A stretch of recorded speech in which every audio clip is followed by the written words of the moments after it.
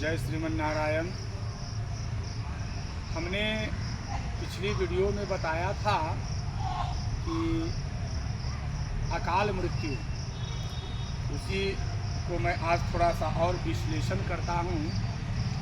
भक्तजन, जैसा कि हम सभी जानते हैं कि यह कर्म का सिद्धांत है।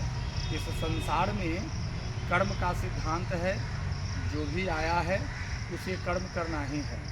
भगवान श्री कृष्ण ने भी गीता में कहा है, कर्मण्येवाधिकारस्ते माँ फलेषु कदाचन माँ कर्म फल हेतुर्भुर्मा मातिस्व संगोत्सनि कर्मणि। अर्थात कर्म करने के लिए जब आए हैं तो कर्म करना ही हमारा काम है। तो बंधुवर, अब आप कहेंगे कि अकाल मृत्यु कर्म ये दोनों में क्या मेल है भाई? तो मेल है, ये दोनों एक दूसरे के पूरक हैं। मान लीजिए आपको परमात्मा ने 100 साल की आयु देकर पृथ्वी पर भेजा कि चलो तुमको 100 साल की मैं आयु देता हूँ, ठीक है। अब वो 100 साल की आयु लेकर आप आए और यहाँ आने के बाद कर्म अच्छे न कर करके बुरे कर्म यदि जो आप करना शुरू किए तो क्या आप 100 साल जिएंगे? नहीं जिएंगे, बीच में ही आपकी मृत्यु हो जाएगी। उसी को कहते हैं अकाल मृत्यु। अर्थात डूब के, धंस के, चिपा के, धक्का लग के, फांसी लगा के, आग लगा के, जहर खा के, मारते मारते किसी को मार दिया, या रोग से, दुख से, शोक से, बीमारी से, ये इतनी जो चीज़ें बताई मैंने अभी, यही है अकाल मृत्यु।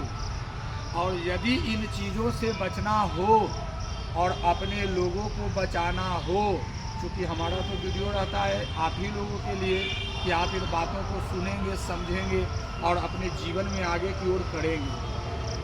तो यदि आप चाहते हैं बचना इन चीज़ों से, क्योंकि ये चीज़ें किसी को छोड़ने वाली नहीं है, मृत्यु को किसी से मोहब्बत नहीं है, अर्थात किसी से प्रेम नहीं है, तो ये किसी को छोड़ेगी नहीं। लेकिन ये पकड़ेगी भी उसी को जो गलत कर्म करते हैं, जो रात दिन गलत कर्मों में लिप्त रहते हैं। या ऐसे भी कुछ लोग हैं हमारे दुनिया में, हमारे समाज में, हमारे संसार में, दिन के उजाले में सफ़ेद पोश बने फिरते हैं, लेकिन जैसे ही रात्रि का अंधकार होता है अपने गलत धंधे में लिप्त हो जाते हैं। तो मैं उन लोगों के लिए भी कहना चाहता हूँ कि डरो। डरना है किससे? उस परमात्मा से डरो जिसने तुम्हें ही नहीं सारा संसार को बनाया है। लेकिन उस पर आधिपत्य केवल और केवल वही जमा सकता है जिसने निश्चल भाव से, शुद्ध मन से, उनको दयाद्र हृदय से पुकार करता है या पुकार किया है। कई ऐसे लोग हैं हमारे भारत के इतिहास में, आपने कई कथाओं को सुना होगा, कहानियों को सुना होगा।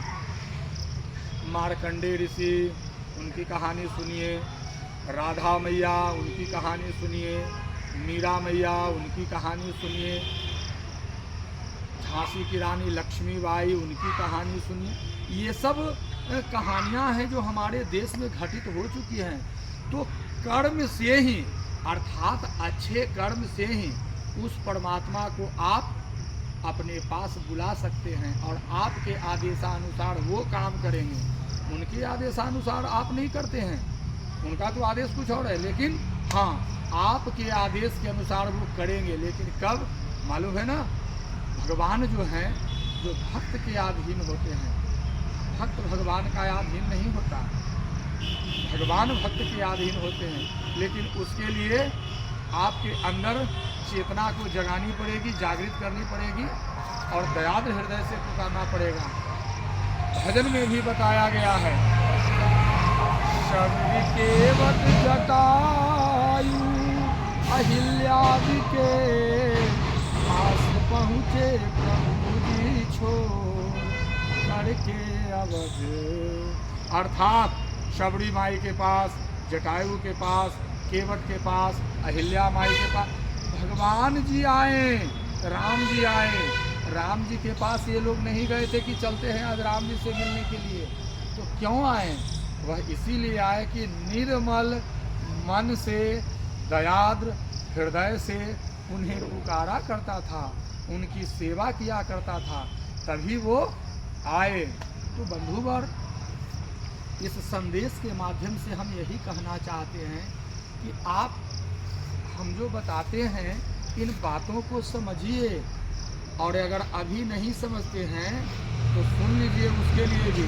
हरे किस धुन में बैठा तू बाबरे, अरे किस धुन में बैठा तू बाबरे, किस धुन में तू मस्ताना है, ओ सोने वालों जाग जा, संसार मुसाफिर खाना है।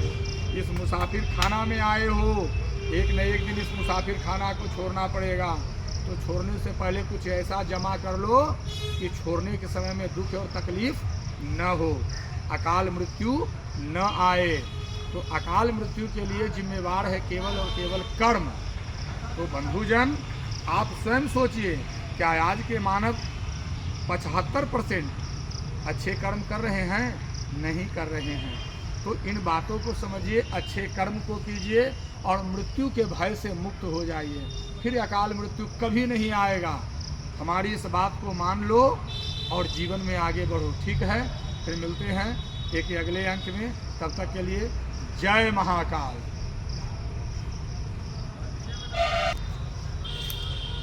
वो तो हो गया।